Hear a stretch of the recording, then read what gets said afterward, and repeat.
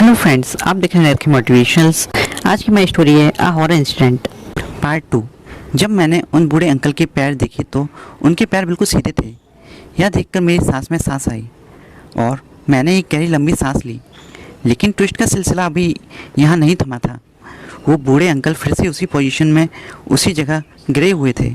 जब मैं डरते डरते उनके पास पहुँचा तो वह मुझे देखकर कहने लगे, बेटा, मुझे रोड तक छोड़ दो, मुझे घर जाना है, मुझे घर जाना है। वो तो बस यही रट लगाए हुए थे। मैंने उन्हें दीवार के सहारे टिकाकर बैठा दिया। मैंने उनसे कहा कि आप तो खड़े भी नहीं हो पा रहे हैं, फिर आप अकेले घर कैसे जाएंगे?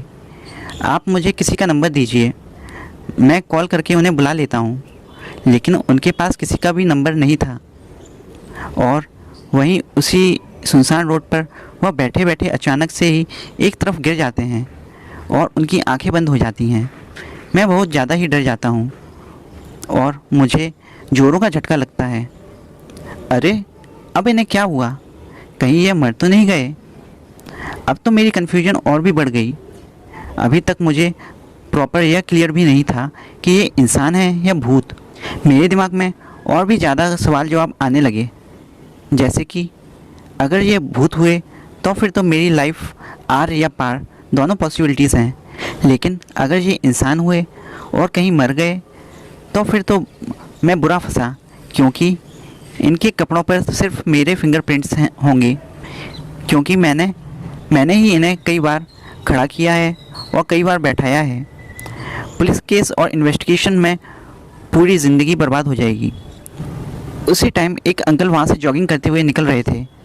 मैंने उन्हें तुरंत रोका और उनसे पूछा, आपको वह दीवार पर टिके हुए अंकल दिख रहे हैं क्या? उन्होंने कहा हाँ, और अकड़ में कहा, अभी तक मैं इतना बूढ़ा नहीं हुआ कि मुझे दिखना बंद हो जाए। उनको क्या पता, मैं तो सिर्फ अपनी संतुष्टि और उन बूढ़े अंकल का सच पता करने की कोशिश कर रहा था। फिर मैंने उन रोड से निकलते हुए अंकल को पूरी कहानी सुनाई और उनसे कहा कि आप मेरी हेल्प कर दीजिए, मुझे कोचिंग जाना है। लेकिन उन्होंने मुझसे कहा, इन फालतू केसेस में मैं नहीं पढ़ना चाहता। ये तुम्हारी प्रॉब्लम है, इसे तुम्हें ही सॉल्व करना होगा। और वहाँ से निकल जाते हैं। अब तो यह क्लियर हो गया था कि वह बूढ़े अंकल भूत नहीं हैं। फिर मैंने अपनी वाटर बोतल निकाली और कुछ घूंट पानी ही पिया। तभी अचानक से उन बूढ़े अंकल की सांसें चलने की आवाज़ सुनाई दी और मैंने तुरंत उनके मुंह पे कुछ पानी के छींटे मारे, पर उनकी सिर्फ पलकें ही हिलीं, लेकिन उनकी आंखें नहीं खुलीं। फिर मेरे माइंड में क्लिक किया कि मैं 108 गवर्नमेंट हेल्पलाइन नंबर पे कॉल करता हूँ, और कोई तो ऑप्शन भी नहीं दिख रहा था मुझे। जब मैंने 108 हेल्पलाइन नंबर पे कॉल किया तो उन्होंने मेरे से बहुत सारी पूछताछ इंक्वायरी की और कुछ पर्सनल डिटेल्स भी मांगी। मैंने उन्हें कुछ पर्सनल डिटेल्स सही दी और कुछ गलत, क्योंकि मुझे लग रहा था कि अगर इन बूढ़े अंकल को कुछ भी हुआ तो पूरा केस मेरे ऊपर ही आ जाएगा और इनकी फैमिली वाले तो मुझे छोड़ेंगे ही नहीं। इसलिए प्रॉपर डिटेल्स नहीं दी मैंने। कॉल कट करने के 10 मिनट बाद ही वहाँ एम्बुलेंस आ गई और उन बूढ़े अंकल को एम्बुलेंस में चढ़ा लिया। फिर एम्बुलेंस वालों ने मुझसे कहा कि विटनेस के तौर पर आपको भी चलना होगा हमारे साथ। मैंने सोचा कि कहीं ये लोग शक, ब्लेमिंग मेरे ऊपर ही नहीं करने लग जाएं और न जाने मुझे क्या क्या करना पड़ेगा अननोन अपरिचित के लिए। मैंने एम्बुलेंस वाले भैया से कहा, मैंने एक आदर्श नागरिक, गुड सिटीजन होने के नाते इनकी हेल्प की।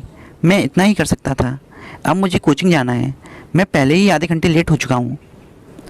कोचिंग में पूरे टाइम मेरे दिमाग में बस यही बातें घूमती रहीं। मैंने घर आकर सब बातें अपने पापा से शेयर की। पापा ने मुझसे कहा, बाकी सब तो ठीक है, लेकिन तुम्हें अपनी जानकारी, नाम सब सही बताना चाहिए था, क्योंकि इन चीज़ों में कभी कभी तो फॉल्स इन्फॉर्मेशन देने की वजह से भी आम आदमी, आम व्यक्ति डिफ़ॉल्टर, दोषी बन जाता है। उस दिन मैं यह सीख गया कि हमेशा सच बोलना चाहिए और अच्छा काम कर रहे हैं तो आपको किसी से डरना नहीं चाहिए। इसलिए मेरे चैनल को लाइक और सब्सक्राइब करना ना भूलें।